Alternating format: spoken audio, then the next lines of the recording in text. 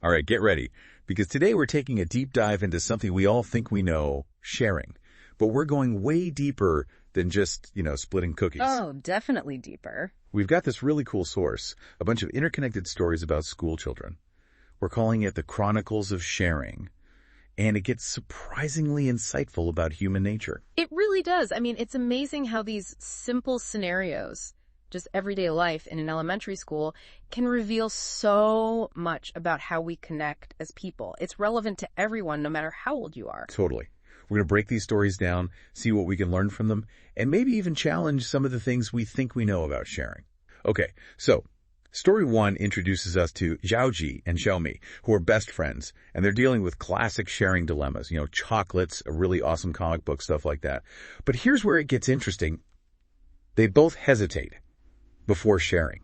And that hesitation, I think that's something everyone can relate to. It's that constant push and pull between wanting to be generous and wanting to hold on to the things that are important to us. It's true. It's like you want to be the good sharer, but then there's this little voice in your head that's like, but this comic book is so cool, I don't want to give it up. Exactly. It really shows how self-interest and the desire for connection, those two things are always kind of battling it out inside of us.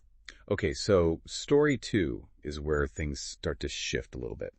So Xiaomi sees this classmate, Xiaolei, and he's looking sad. And she decides to share her favorite teddy bear with him.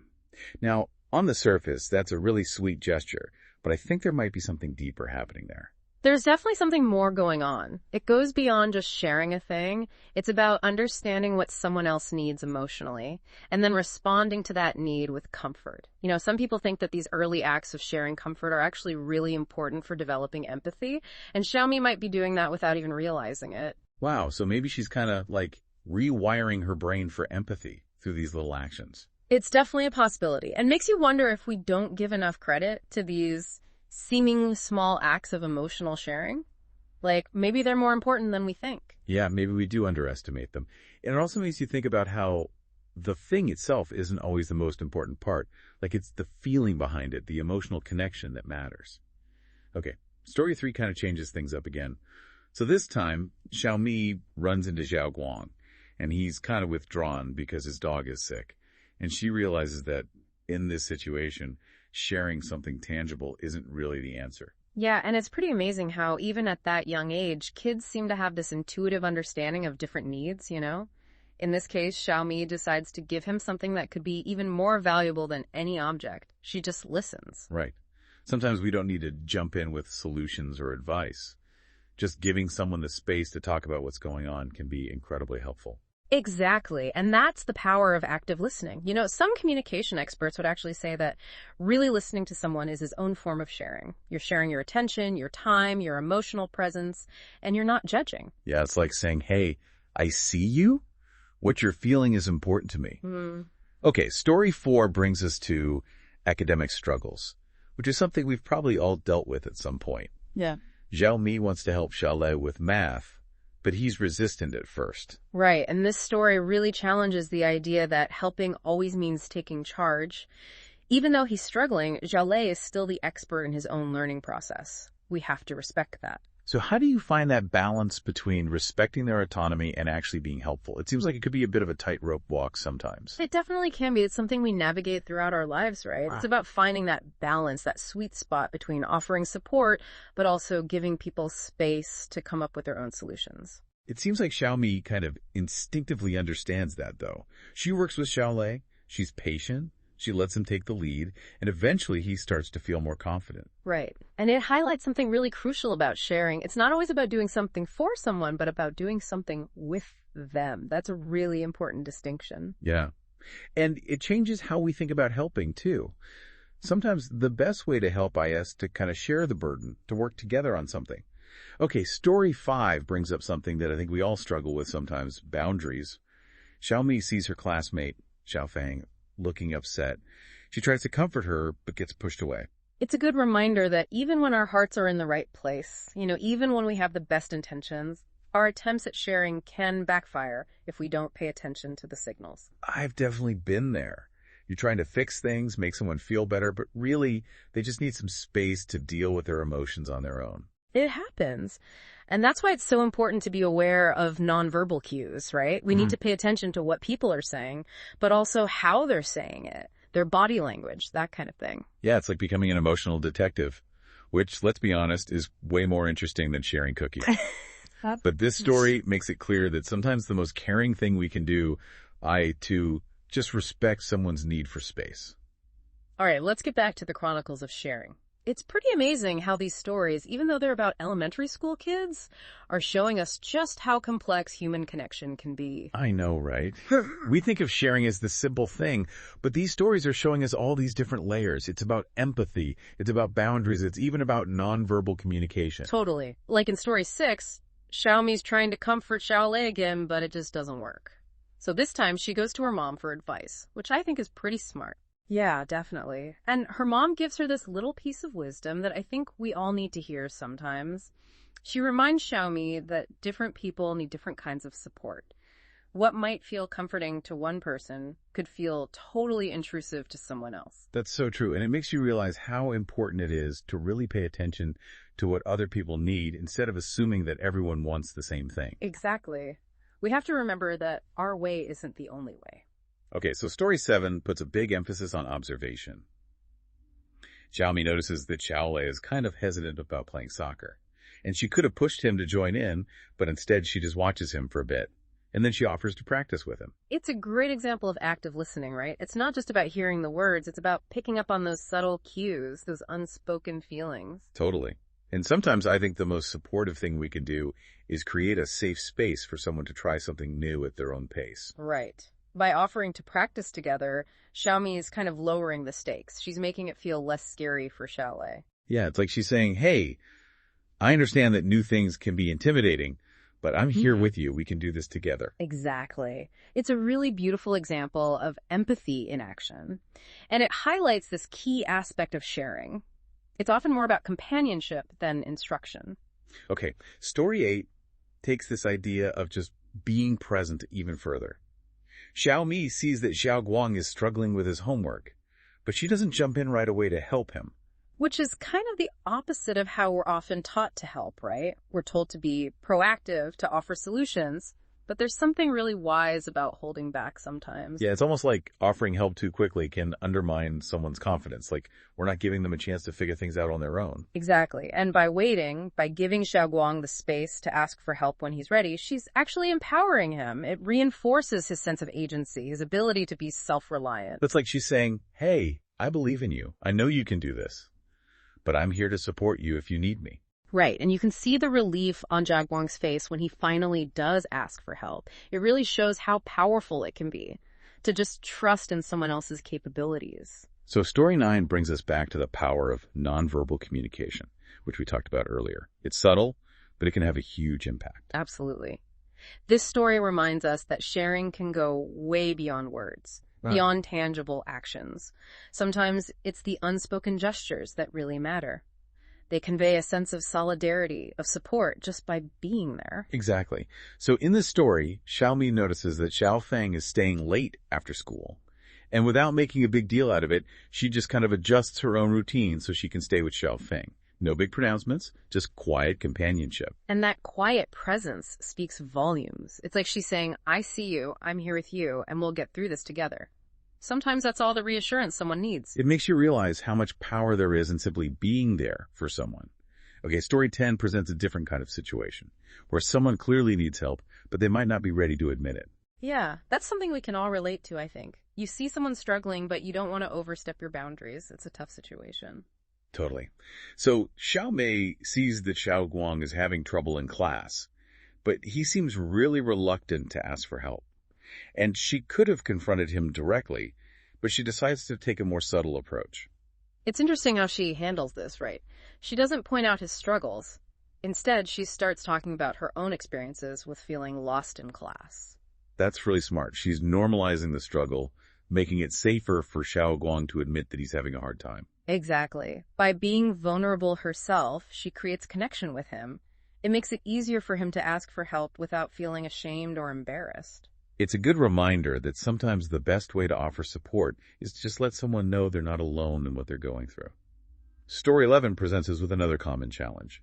What happens when someone needs help but is afraid to put themselves out there? This story shows the difference between just offering passive support and actually taking steps to encourage someone's growth.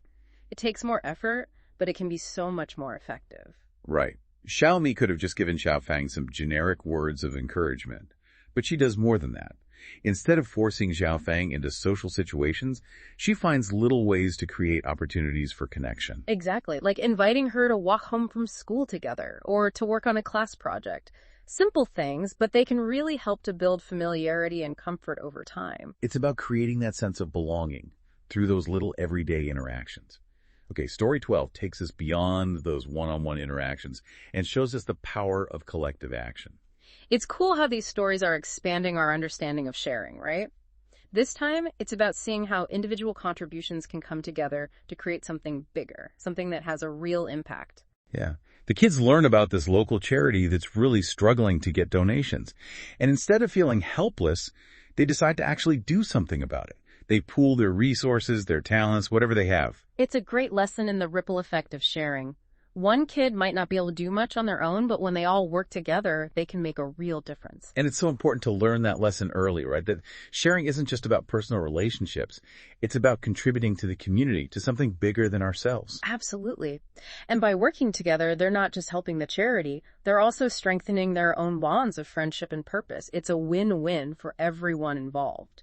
Okay, story 13 brings us back to the power of simply being present, especially when someone is going through a tough time.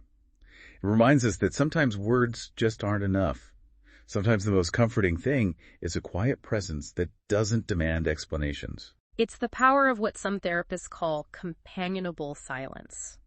Just sharing space with someone, maybe doing a quiet activity together, it can be incredibly soothing, especially when words feel overwhelming. Exactly. So Xiaomi sees that Xiaoli is feeling down, but she doesn't push him to talk. She just hangs out with him. Maybe they draw together or read, something like that. It's about creating a sense of peace and connection without the pressure of having to talk. It's a beautiful example of nonverbal support, and it goes back to that idea we talked about earlier. Sometimes sharing isn't about fixing or solving. It's about just being there, bearing witness to someone's experience, letting them know they're not alone. Okay, story 14 takes us into the realm of sharing skills, but with a really interesting twist. So Xiaomi is really good at art, and she sees that Xiao Guang is having trouble with the drawing assignment. But instead of just doing it for him, she takes a different approach. It's so refreshing to see her resist that urge to just jump in and take over. She understands that true help comes from empowering someone to develop their own skills. Right. She shares her knowledge, shows him some techniques, but she doesn't take away his opportunity to learn and grow on his own. It's a great example of how sharing can foster a growth mindset, encouraging others to see challenges as opportunities to learn and get better. Totally. And it reminds us that sharing isn't limited to material things. We can share knowledge, skills, experiences, all sorts of things. It's about empowering others to discover their own potential. All right, story 15 really emphasizes the ripple effect of sharing. It shows us how individual acts of sharing can inspire a whole chain reaction of generosity and community involvement. Yeah, it's pretty amazing. So Xiaomi is inspired by her own experiences with sharing, and she decides to organize this sharing day at school. She's like a sharing ambassador, spreading the message and getting everyone excited about it. And it shows the power of collective action, right? Each kid might not have much to give on their own, but when they all come together, they can have a big impact on their community. It's a powerful reminder that sharing isn't just about individual relationships. It's about contributing to something bigger, recognizing that we're all connected and that we can make a difference together. Absolutely. It's about fostering that sense of social responsibility, empowering individuals to make a positive impact, and reminding everyone that even small acts of generosity can create ripples that go far beyond our immediate circle. Okay, story 16 tackles a challenge that I think we've all faced at some point, sharing responsibilities. And not just any responsibilities, but the dreaded group project. Oh man, the group project, we've all been there. It's a perfect example of what we have to deal with in so many areas of life, right? Figuring out how to collaborate, how to balance individual contributions with the need for a unified outcome. It's not easy. And this story doesn't sugarcoat it. Xiaomi and Xiaoji struggle to find that balance. Their ideas clash, they get frustrated, it's not always pretty. Right, and that's what makes it so relatable. Learning to share responsibilities effectively, it's not always intuitive. It takes practice, communication, sometimes things fall apart and you have to renegotiate roles. It's a process. And the story highlights how crucial open communication is. Xiaomi and Xiaoji have to learn to really articulate their needs, their strengths, even their frustrations in order to figure out how to work together effectively. Yeah, and it's not just about being able to talk about those things. It's also about listening to each other, trying to understand each other's perspectives. Totally. It's about finding that balance where everyone feels heard and valued, but also making sure the work gets done fairly and everyone contributes. Okay, story 17 offers a really refreshing perspective on how we think about sharing. It's all about embracing different viewpoints. What sharing means to one person might be completely different for someone else. Yeah, it's a great reminder that there's no right way to share. What feels generous to you might not resonate with someone else, and that's okay. Right. Xiaomi and her classmates are having this discussion about sharing, and it's amazing to see all these different ideas emerge. Some kids focus on material things, others are all about emotional support, and still others talk about shared experiences as the most valuable form of sharing. And it's so important to have that diversity of perspectives, right? It challenges us to look beyond our own assumptions and to appreciate the richness and complexity of human connection. What feels good to us might not feel good to someone else, and we have to respect that. Exactly. Like, maybe for someone who's introverted, sharing space and silence feels much more meaningful than sharing a physical object. It's about understanding individual preferences and finding ways to share that feel authentic and genuine. Okay, story 18 introduces a really interesting and somewhat counterintuitive idea. It suggests that sometimes the most generous thing we can do is actually step back and allow someone to struggle. Yeah, that's a tough one to wrap your head around. But it also makes a lot of sense when you think about it. It does, doesn't it? It's about recognizing that constantly rushing in to help can actually prevent someone from developing their own resilience and problem-solving skills. Sometimes the best gift we can give is space for someone to wrestle with a challenge, to figure things out on their own, and to come out stronger on the other side. So it's about knowing when to step in and when to step back. It's about trusting in someone's ability to handle things, even when it's hard. Exactly. It's about recognizing and respecting someone else's autonomy, trusting that they have the strength and the capacity to grow. Story 19 brings up another age-old challenge. Fairness. Especially when it comes to sharing resources or opportunities. It's something we all want, but it's rarely as simple as just dividing things equally. I know, right? It's this complex issue that we deal with throughout our lives. And the story shows how fairness isn't always about giving everyone the same amount. It's about finding solutions that feel equitable, solutions that take into account everyone's needs and circumstances. In this story, the kids are having this big discussion about what it means to be fair. And they start to realize that it's not just about quantity, it's about considering things like need, effort, and individual preferences. It's such a great example of empathy and perspective taking. What seems fair to one person might not feel fair to someone else. So it's about trying to understand where everyone is coming from and finding solutions that feel right for everyone. It really emphasizes how important open communication and collaboration are for finding those win-win solutions. Okay, story 20 takes a more personal turn. It's about the power of sharing our vulnerabilities, our struggles, our stories of overcoming challenges. It's a beautiful reminder that sharing isn't always about outward actions or material things, right? Right. Sometimes the most powerful sharing happens when we let people see our true selves, even the messy parts, the parts we're not always proud of. Exactly. And in this story, Xiaomi, who's always been super shy, shares her story about overcoming her fear of public speaking. And it's amazing how, by being vulnerable like that, she inspires other people to be brave too. You know that saying, we're all in the same boat.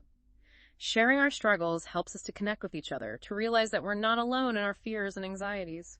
It's a powerful example of how sharing can be a two-way street. By sharing her story, Xiaomi helps others, but she also reinforces her own sense of strength and resilience. It's like the act of sharing becomes this source of healing and empowerment. All right, story 21 is a celebration of individuality. It's about embracing what makes each of us unique, even when those things might seem a little quirky to other people. It's a reminder that sharing isn't about fitting in or conforming. It's about being yourself, being true to your passions, and finding those unexpected connections that can happen when you do that. Right. So Xiaomi has this passion for collecting stamps, which some of her classmates think is kind of weird, but she doesn't let that stop her. She embraces her passion and she shares her enthusiasm with anyone who will listen. And that genuine passion is contagious. Yeah. It's like Her excitement opens up this whole new world for her classmates. Suddenly, something they thought was boring becomes interesting and full of life. It's a beautiful example of how authenticity and sharing our passions can make a difference. When we show up as our true selves, embracing our quirks and interests, it allows other people to see the world through our eyes. They might discover something new, something beautiful, something they never would have noticed before, and that can create some really special connections. It's like those stamps become this gateway to a shared world of knowledge, history, and an appreciation for the little details that we often overlook. Exactly. And it reminds us that sharing doesn't always have to be this big dramatic thing. Sometimes it's the small moments of connection that happen when we're just being ourselves, letting our passions shine through. Those are the moments that can make a real difference. Welcome back. It's the last part of our deep dive into the Chronicles of Sharing. And I gotta say, I'm kind of surprised by how much these stories have stuck with me. We started with simple things, kids sharing toys, and now we're talking about these really deep ideas about human connection. Right. It's like we often take sharing for granted, but it really does play such a huge role in our lives. It affects our relationships, how we feel about ourselves, even how we grow as individuals. Totally. It's like we've been peeling back the layers of this idea, and it's way more complex than we might think. Yeah. So for this last part, let's shift gears a bit. Instead of analyzing the stories, let's talk about how we can actually use these ideas in our own lives. Like, what are the big takeaways? What can we as listeners learn from all of this? Well, one of the biggest lessons, I think, is that there's no one-size-fits-all approach to sharing. We have to be sensitive to individual needs.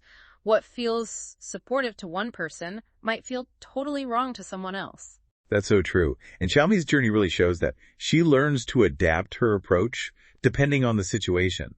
Sometimes she listens, sometimes she shares a skill, sometimes she just hangs out quietly. Exactly. That flexibility is key. It's about putting aside our own assumptions and really paying attention to what the other person needs in that specific moment. It also makes me think about nonverbal communication, which came up a lot in these stories, like a shared silence, a look, a touch. Sometimes those things can communicate so much more than words ever could. Absolutely. Those subtle gestures can convey so much understanding and empathy. It's like we're communicating on this deeper level beyond language. It makes you think, right? Like, how often do we rush to fill the silence with words when sometimes just being there is the most powerful thing we can do? Exactly. That presence, just being willing to be there with someone without judging them or expecting anything, can be so healing, especially when they're going through a tough time. So as we wrap up this deep dive into the Chronicles of Sharing, what would you say is the most important message these stories leave us with? That's a good question. I think it's this. At its heart, sharing is about creating connection. It's about belonging, supporting each other, recognizing that we're all human, we're all in this together. And it doesn't have to be about grand gestures. It's about those little everyday moments of kindness, empathy, just being there for someone. And it's about realizing that sharing doesn't diminish us. It actually enriches us. When we share our time, our talents, even our vulnerabilities, we not only help other people, but we also grow ourselves. We become more empathetic, more compassionate, more connected. That's a beautiful way to put it. And in the end, these stories give us hope. They remind us that even the smallest acts of sharing can make a difference. They can create a ripple effect of positivity, strengthening our communities and reminding us that we're not alone. So as we finish up, we want to encourage you, our listeners, to think about these stories and how you can bring more sharing into your own life. How can you share your time, your skills, your presence, even just your willingness to listen with the people around you?